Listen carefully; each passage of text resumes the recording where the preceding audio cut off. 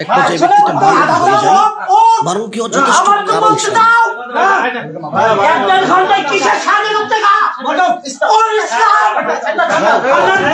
বক্তাকে রুমের ভিতরে আটকে রেখে শারীরিক নির্যাতন প্রহার করা হয়েছে, গালমন্দ করা হয়েছে এবং হেনস্থার শিকার হয়েছে মাওলানা আব্দুল কাইয়ুম মিয়াজি সাহেব। আগে থেকেই 60,000 টাকা কন্ট্রাক্ট ছিল এবং তার রুলস অনুযায়ী ওয়াজের দিনই সম্পূর্ণ টাকা পেড করতে হয়।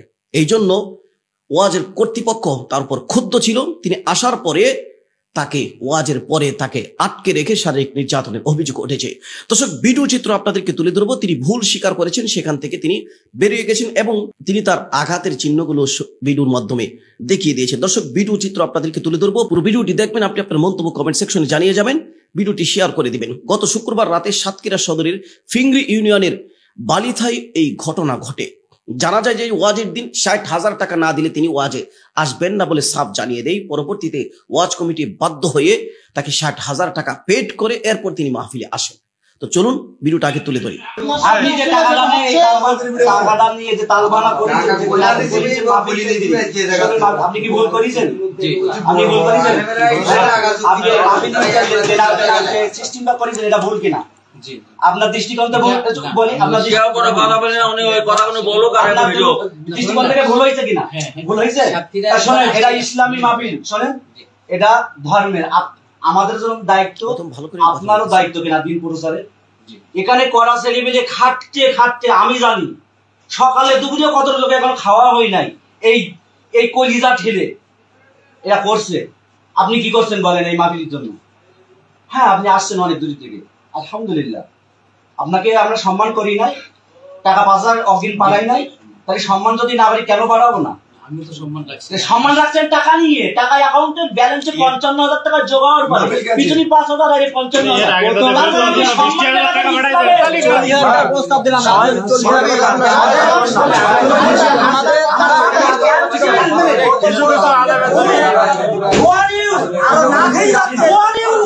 ইসলামের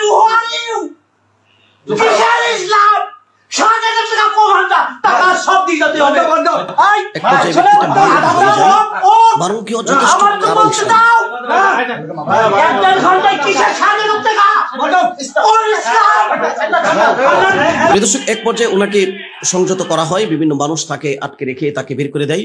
যে আসলে একটা মাহফিল প্রোগ্রাম করতে গেলে যারা ম্যানেজমেন্ট কমিটি, তাদের অনেক দৌড় ঝাপটা করতে হয়, এটা জানে। আপনি হয়তো ফেসবুকে লেখালেখি করবেন, 60,000 টাকা কন্ট্যাক্ট করে তাকে নিয়ে আসে, এই ওয়াজ দিয়ে কি হবে? আপনি 60,000 টাকা কন্ট্যাক্ট করে যে ব্যক্তিটা, তাকে আপনি আপনার ওয়াজ লাগবে কেন?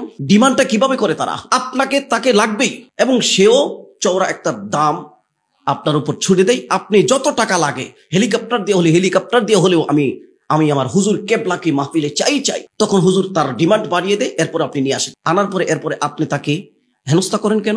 আপনার তার সে ভণ্ড, সে বেদাতি, যেটাই হোক, আপনি তাকে 60,000 টাকা ওয়াজে দিয়ে আনেন কেন? টাকাটা কি আপনার? রাস্তা ঘাটে ভিক্ষা করে আপনি টাকা জমায়া একজন ব্যক্তিকে 60,000, 70,000, 80,000 টাকা দিয়ে মাহফিলে কেন আমাকে আনতে হবে? আপনি নিজেও জানেন এই ওয়াজ দ্বারা জনগণের কোনো ফায়দা হবে না, দিন ধর্মের কোনো উপকারে আসবে না। একজন আলেম, সে হয়তো 60,000 টাকা নিয়েছে, কিন্তু তার উপর শারীরিক নির্যাতন, এটা কোনোভাবেই বরদাস্ত করি না। সে তো জোর করে আপনার কাছ থেকে টাকা নেয়নি, 60,000 টাকা চাইছে, আপনি দিতে রাজি হয়েছেন, তারটা আপনি তাকে দিয়েছেন। এরপর তার উপর আপনি শারীরিক নির্যাতন কেন করবেন?